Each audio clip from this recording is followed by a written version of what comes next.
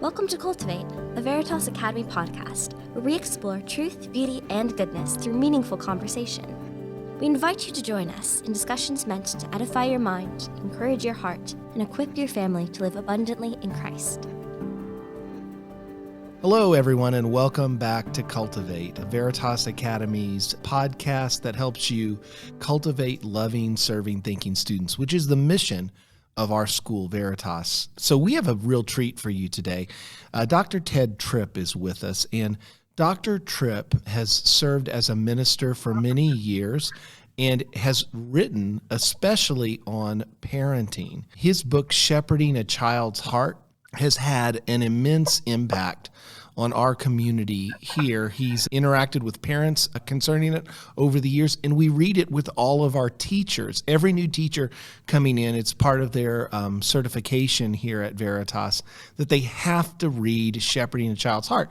But at the beginning, many times parents learn how to be really good parents of young kids through Shepherding a Child's Heart. But today we're going to talk about what I think is the most important part of Shepherding a Child's Heart, and that is, how do you parent teenagers? So, Ted, thank you for being with us today.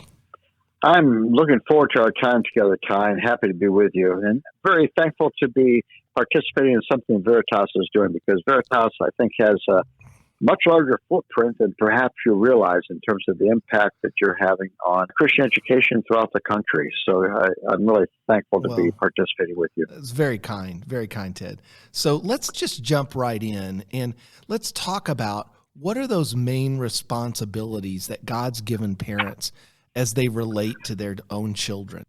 Yeah, I think the big deal in a word is nurture. We're called to a nurturing relationship with our kids. And often parents think about parenting in terms of behaviors. How can I constrain? How can I motivate? How can I manage my kids? I think nurture is a key, which is why we use the term shepherding a child's heart in the title of the book, because it's that nurturing relationship. It's really unpacking the idea of Ephesians 6:4. Fathers, don't exasperate your children, but bring them up in the training and admonition of the Lord, or the nurture and admonition of the Lord is translated various ways. But I think, that nurturing relationship is helping your child understand himself, helping him to understand his heart, what the natures of his temptations are, because kids are different and they don't all struggle in the same places.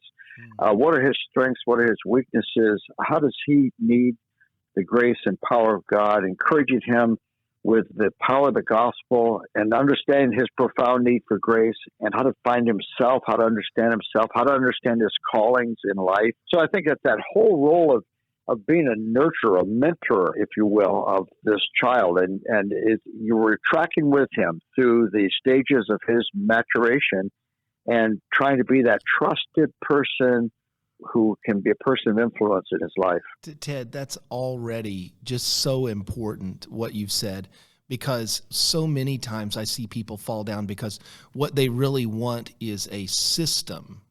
They want a wooden system that they can apply that will assure them of an outcome, whereas what God gives us is really good principles. And then he says, now you as a parent have to fit those principles into the lives, into that relationship, that mentoring relationship that you're going to have. Right.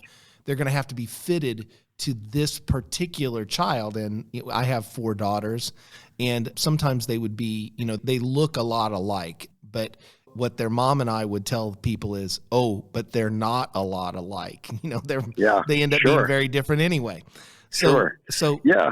Let's talk about, how does that parent-child relationship change as children enter the teen years? Because this is one of those areas where Emily and I went back to the book, when our kids were on that cusp of being teenage girls. And we are so thankful that we did, because it was really helpful principles that you gave when the kids were younger. But I think even more important to understand how that has to change as they get older. Yeah, I think that, one of the ways I talk about it when I'm doing seminars and I talk about being a parent of a teenager is I want to cultivate a relationship that gives me influence with this teenager. because I recognize that he or she, they're growing, they're on the cusp of being adults. They may even be as large as I am physically already, but they're on the cusp of being adults. And I need to be respectful and wise in my manner and tone and the way that I engage them. I need to treat them with respect like another person. And often I think, by way of analogy, if you were trying to influence somebody to a deeper Christian walk or just to growth or just in a friendship, you would not treat them like a 4-year-old. You would treat them with respect and courtesy as a maturing person. And we need to do exactly the same with our kids. So I think our manner, our tone, the way we give direction, even things just like having a vision for the fact that what I can accomplish just by being an authority in this child's life is decreasing every single day because he's spending more and more time away from me. He's imagining himself already independent of me. But what I can accomplish as a person of influence grows because the more I cultivate a relationship, then the more I have influence with that kid. I think that is such an important thing for us to pursue as parents. Yeah, that was such an important part of the Shepherding a Child's Heart book for the folks here in Lancaster and for my family just in particular, is to recognize how that authority and influence proposition works, and that as the authority decreases, what you're looking for is for that influence to rise. Right. Which means I'm investing myself with this person. I'm cultivating that relationship. I've got to cultivate that relationship. I can't presume it's there just because I'm the dad. Cultivate that relationship. Yeah, I'm thinking about ways that I've done that. And then I'm thinking about ways right now that I've blown that as well. So what are some of the ways that you would really encourage parents to think about this is how you invest, and maybe some pitfalls that you see parents fall into that really cost them a lot of influence in the lives of their children? Boy, there's so many things that come to mind. I'll take the negative side first, but I think Proverbs say, reckless words wound like a sword, but the tongue of the wise bring healing. And, when you're saying to a teenager, don't hang out with losers, only losers hang out with losers. That might even be good counsel depending on who your child's hanging out with, but those words will never make that counsel that works with your teenager because they're destructive words. They're reckless words that wound like a sword. You hurt your child with those kinds of words. So I think we've got to be very careful in the ways that we speak, that we use the tongue of the wise, because the tongue of the wise brings healing. I think also avoiding arguing with our kids, just not having a fight with them. And sometimes just being able to step back and say, honey, I think you understand what I said, and I'm not going to argue with you. I love you, and, we can talk about this another time, but I'm going to leave the room right now, and I want you to know I love you, and I'll be praying that God will help you to accept what I'm saying. I'll pray that God will help me to understand you better and to understand his ways. We're not going to have a fight. I think that is so important. Ted, it just reminded me of, I've had some interactions with people that read the first part of Shepherding a Child's Heart about authority, and they got that part of it down really well, and they just continued it into like their children's teenage years, and things, of course, are not going to go very well if you're behaving in that way. And then I would say, hey, that's not what the book says about teenagers. You should go back and read it again. And I kind of explained what you just said there, and they're like, oh, golly, that's kind of soft and relational. They were like criticizing the book. I'm like, it's the same book. It's the same book. I've often had this conversation, Ty, where a parent will say to me, in effect, they're saying, okay, my child's too old for corporal punishment. What can I use now? And what they're asking is, what will be the big stick I can use now that's inappropriate to use corporal punishment? And really what they're asking for is what will have the kind of give me the kind of ability to control this child that I had when I was able to discipline a 2-year-old physically. And they're asking for that big stick. They're not asking, how can I be an influence in this kid's life? They're asking, what can I use now as a means of control? And I think, they really had misunderstood the role of corporal punishment with a young child. Yeah. Because the role is not control. The role is to underscore the importance of God's ways, and in a very tactile way to say to this child, you cannot go your own way and ignore what God has called you to do. He's called you to honor and obey mommy and daddy, and we must insist on that because it's good for you. So they weren't understanding spanking appropriately, which is why they're not. They think, well, the book has taken a turn here. It's too soft. It's too cushy. But actually, I just wanted to mention something that popped in my head that is a very, very common problem with teenagers. I suppose it happens sometimes with dads and daughters, and maybe even with dads and sons. But with moms and daughters, a very common thing where they end up arguing with each other, and the daughter gives a flippant response, and mom comes back with another flippant response, and they end up having a war of words. And as soon as you do that, mom becomes her sister. She loses her authority because she's having a cat fight now with her daughter, and they're just sisters now. And it's so much better just to say, honey, I'm not going to fight with you. I love you. We're not going to have an argument. And I think you understood what I said, and I'm going to pray for you, and we'll talk about this another time. Yeah. And just get out of, I think always with teenagers, whenever the conversation gets difficult and you're feeling testy, the kid is being testy, it's not going well, jump out of the conversation. Well, in some ways, that's analogous to not giving corporal punishment when you find yourself angry or exactly. You're not in sorts, because you're going to damage the relationship that you're trying to build. Yeah, that's a good connection, Ty. You're right. You're exactly right. It's the same thing. It's just in a verbal sense. Yeah. We don't want to persevere, in those conversations. You want to step out of the conversation and say, "Well, talk about this later." I've even had times where I said to my teenager, "You know what? I'm feeling very upset with you right now, and I don't want to continue a conversation when I'm in this frame of mind. Forgive me. I'm going to pray, and I'm going to pray for us right now. Just pray that God will help us. We'll talk at another time," and just get out of the conversation, because I can't trust myself. If I feel I'm getting upset and I'm going to begin to be destructive in the words I'm using, then I've got to step out. I can't do that, because words cannot be unsaid. Yeah. You can apologize for your words. You can say, "I'm sorry for what I said," but you can't unsay what it's out there. And I think we've got to be so wise. Just another comment, just an observation about moms, because moms are so often with the teenagers. They're interacting with the kids after they come home from school. They're spending sometimes more time, that kind of time, than a dad does. But I think with boys, moms have got to be very, very careful with teenage boys. Talk to them with respect. Treat them with respect. You're still an authority, and they need to honor you and obey you, but you want to speak to them in ways that are respectful of their personhood as young men who are growing into manhood, because men will avoid a relationship with someone who disrespects them. Yep. And if you disrespect your teenage son, he's going to pull back from you, and it'll break your heart. So it's so important to talk to him like a young man, not like a 4-year-old. Right. Don't talk down to him. Talk to him like a young man, and be respectful in your tone and manner is such an important thing, because this is all under that big heading, Tie, of how do I cultivate a relationship of influence? Yeah. And, if I can go to the positive side of that question for a minute, I think understanding our kids, understand what their interests are, learning what they want to do, helping them in pursuing any legitimate interest, facilitating that with them, doing it with them, creating those times for you to interact. One of my brothers, my youngest brother, Mark, where he had a teenage son, I noticed Mark is really bulking up. I said, "Man, Mark, you spend a lot of time at the gym." Yeah, he says, "Jacob is in lifting weights, so we lift together every morning. We go to the gym together before school. And I spot for him, he spots for me." Well, you see what he's done. He's created context where he's pursuing something his son is interested in. They have the drive time to and from the gym. They have the fun banter that takes place when you're doing something athletic together.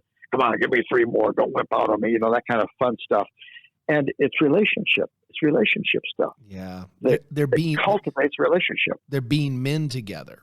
Right. Exactly. Exactly. And that's what's going to build a relationship. But what if a parent comes and listens to this podcast and says, "But I've really blown it. I don't have influence with my teenage son or daughter."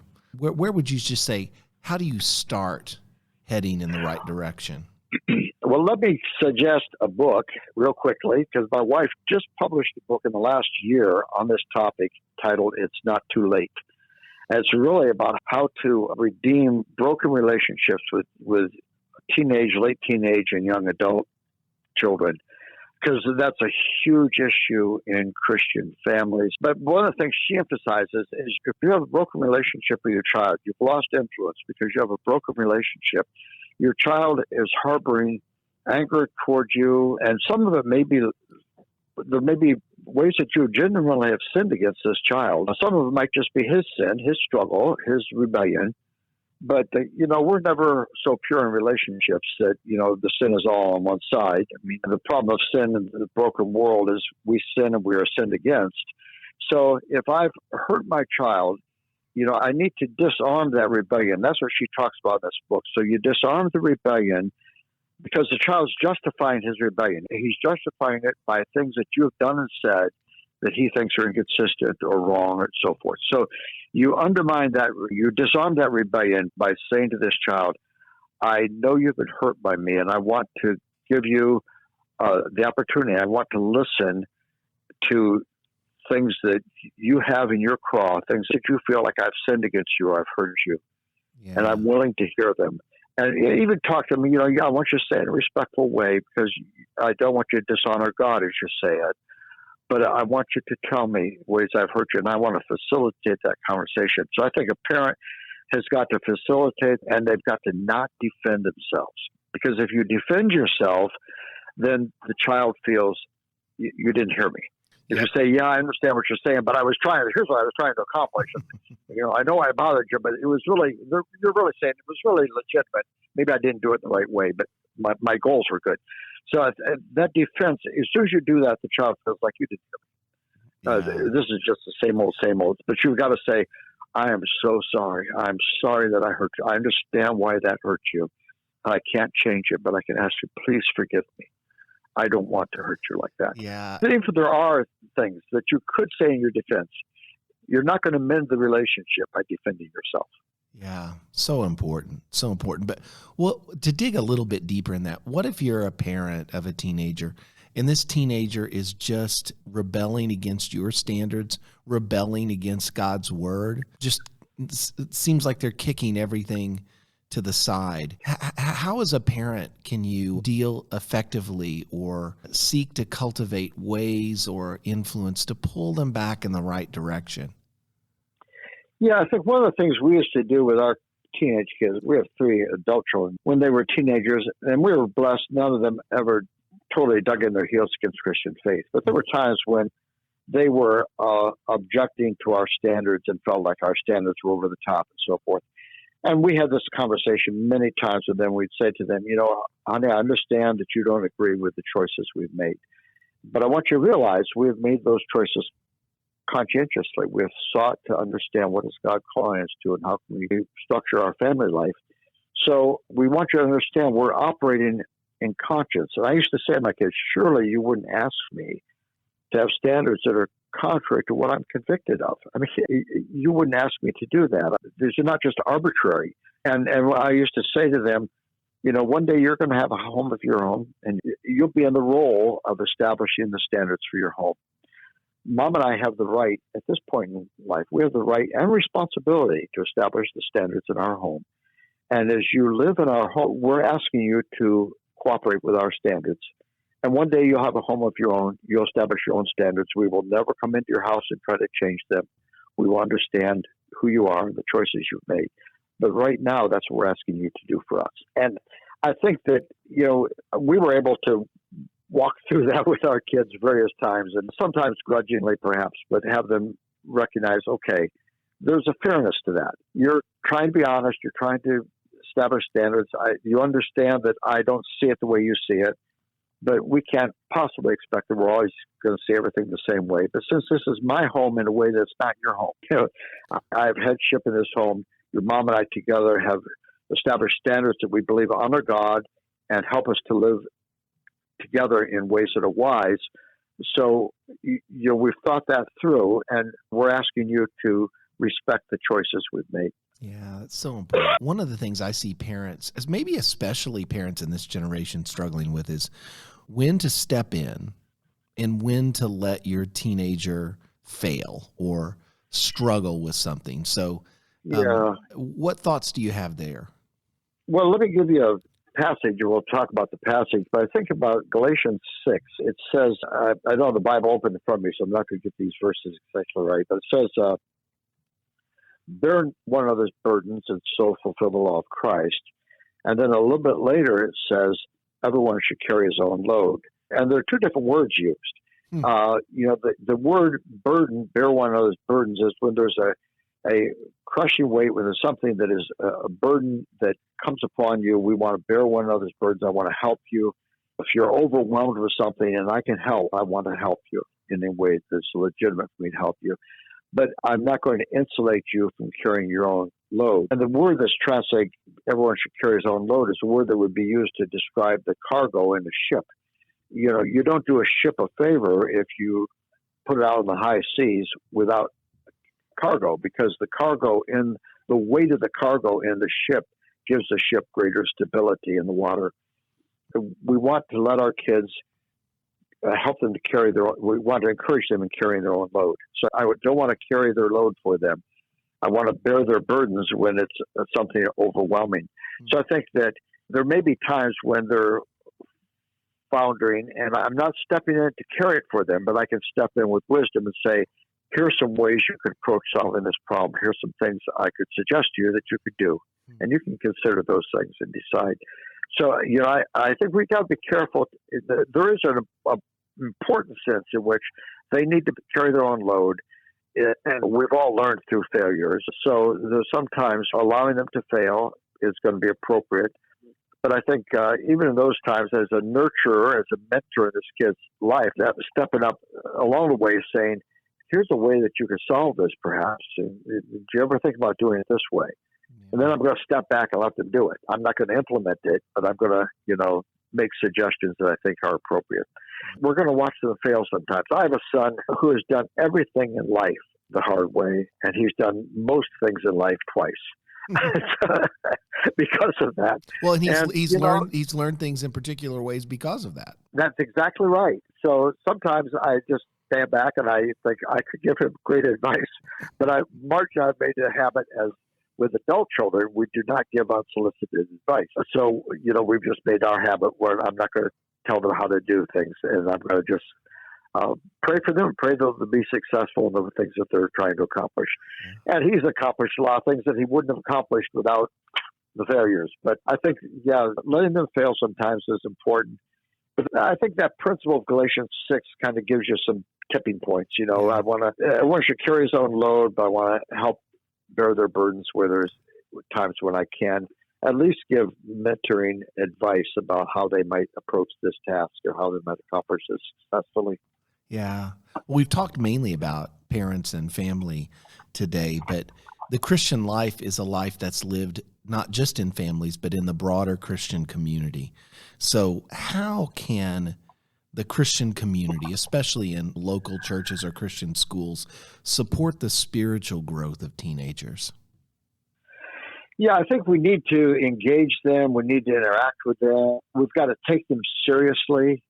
And also, we have to challenge them and inspire them to nobility. I think a great book for kids is that book, Do Hard Things, by the Harris brothers. It's challenging teenagers with noble living and making hard choices. And I think they need the inspiration of that. They need to have those inspirational, aspirational people in their lives. And so I think engaging them. In churches, as pastor, I used to always be talking about this with the congregation I serve. You should know the names of every kid in this church. You should know their names. You should speak to them by name when you see them and not just pass by them like they're invisible as you're on your way to talk to a real person, an adult. Engage kids, know them, learn what their interests are. If they play Little League Baseball, find out about that. Go online, figure out what the schedule is. Hey, how'd your basketball game go last night? Hey, did you wrestle in the wrestling tournament last week?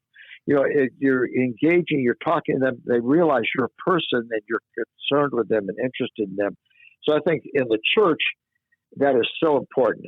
Barna says that the most important congregation any pastor has are the children and young people in the church. Mm-hmm.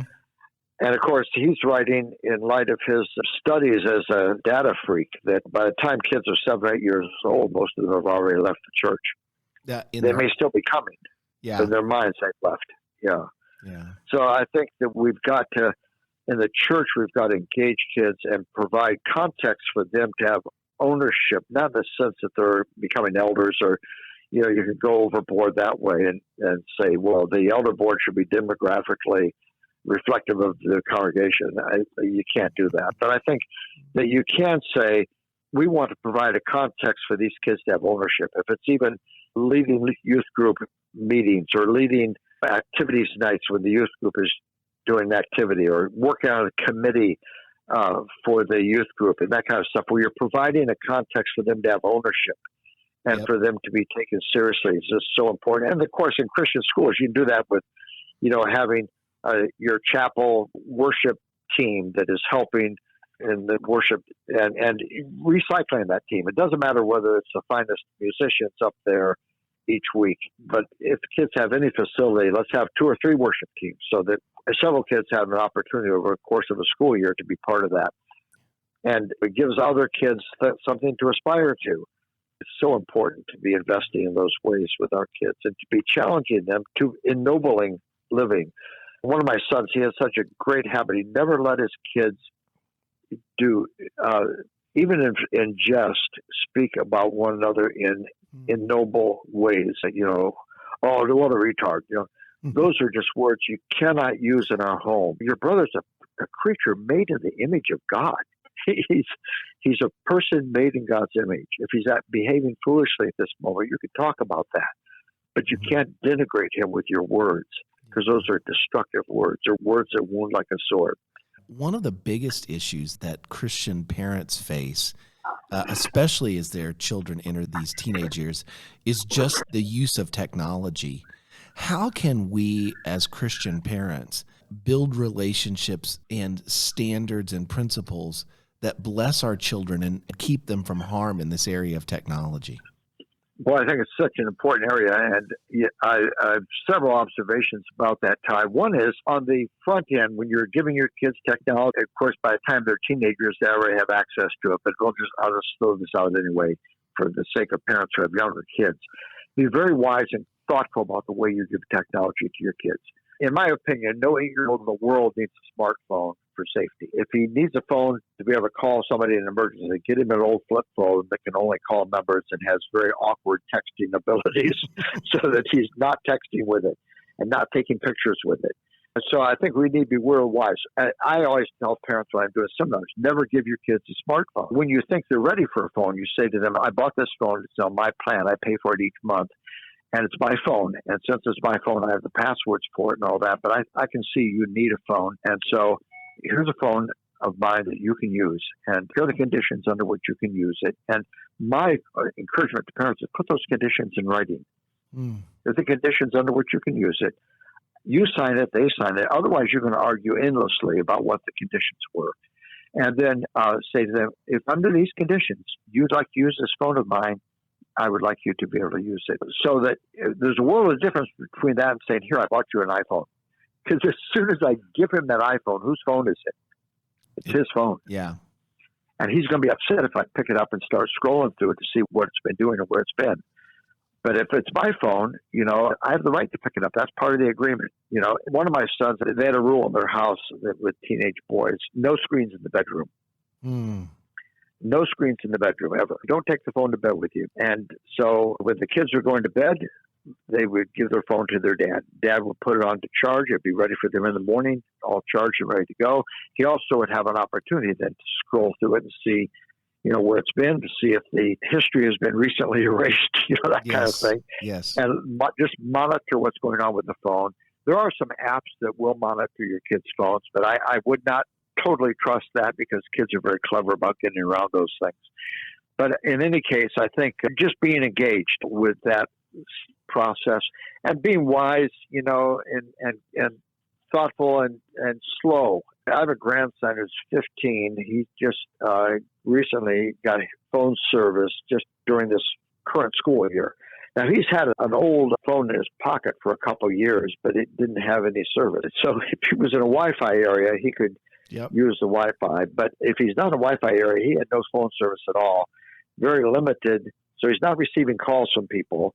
and very limited ability to interact with social media because he didn't have phone service. But it did give him a phone in his pocket because the social pressure of a 14-year-old not having a phone is huge.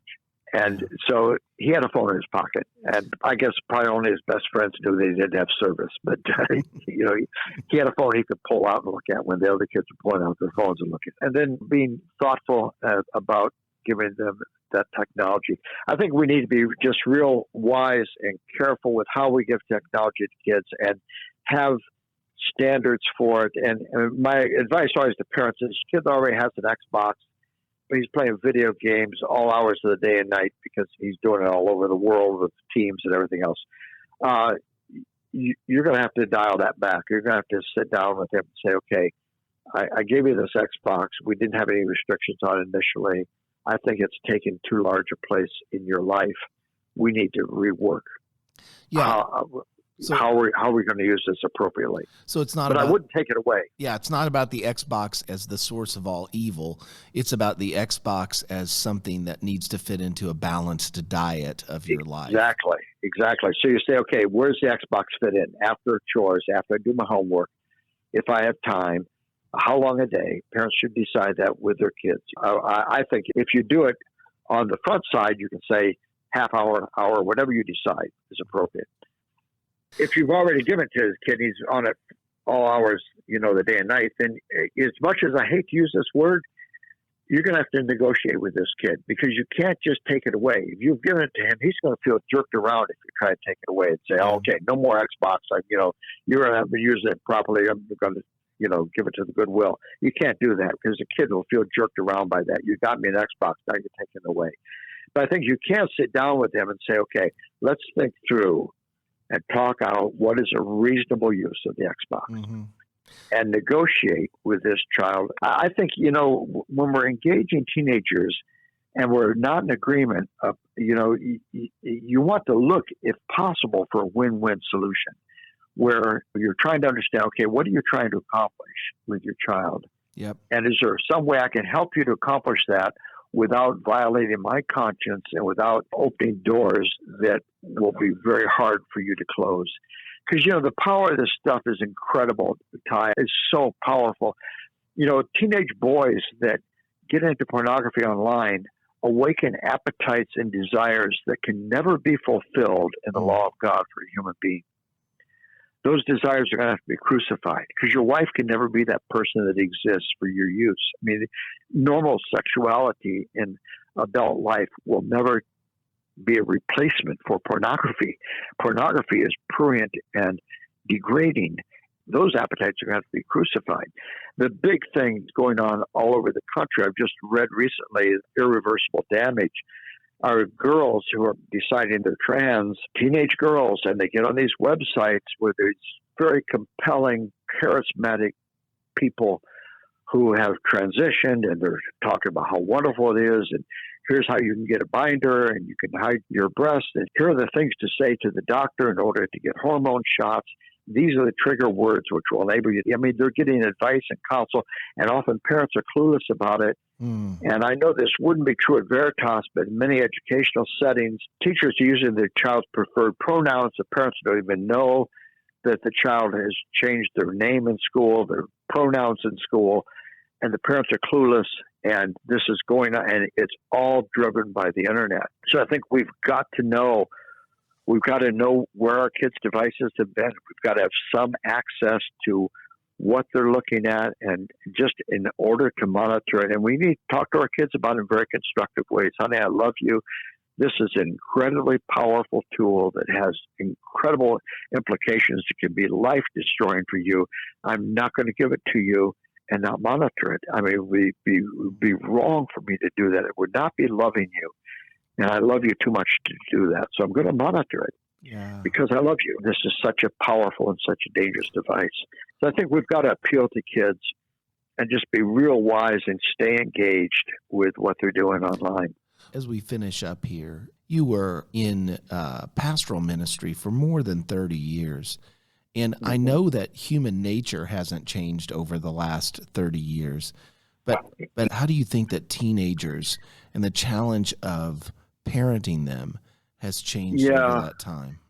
There are two parts to this, Ty. I think one part is, how has being a teenager changed, and then how teens changed. So the being a teenager part, the fact that we have these electronic devices that have such incredible capability means that you don't take a photograph of the fun time you had at summer camp, then look at the photo 3 weeks later after you get the film developed and have the memories.